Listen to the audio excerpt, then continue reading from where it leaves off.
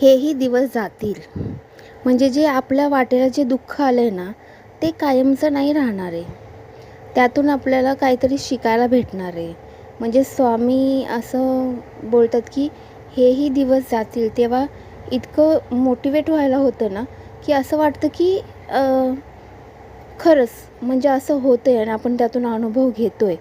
की म्हणजे जेव्हा डॉक्टरनी बेड रेस्ट सांगितलेली, तेव्हा एकही जण मदतीला आलेलं नव्हतं. आम्ही खूप विनवणी केली, खूप आम्ही म्हटलं, "पैसे घ्या, पण आमची मदत करा." तर ते सुद्धा पैसे घेऊनसुद्धा मदत करायला तयार नव्हते. मग यातून आपण काय शिकतोय, की आपण निस्वार्थपणे ज्यांची मदत करायला जातो ना, तर स्वामींनी ते दाखवून दिले, की तुम्ही एका हाकेवर जाता ना मदतीला, तर तुमच्या मदतीला कोण कोण येतं ना, ते आता तुम्ही त्याची प्रचिती घ्या. तुम्ही त्याचा अनुभव घ्या.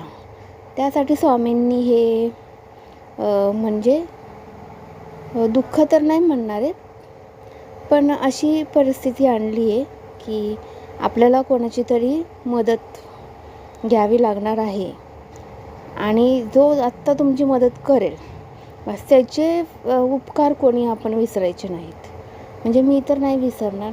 म्हणजे कोणतीच स्त्री अशी विसरणार नाही, जिच्या प्रेग्नन्सीमध्ये असा अडथळा असेल किंवा तिला खूप गरज असेल आणि कोणी तिला मदत केली तर ती आयुष्यभर विसरत नसते.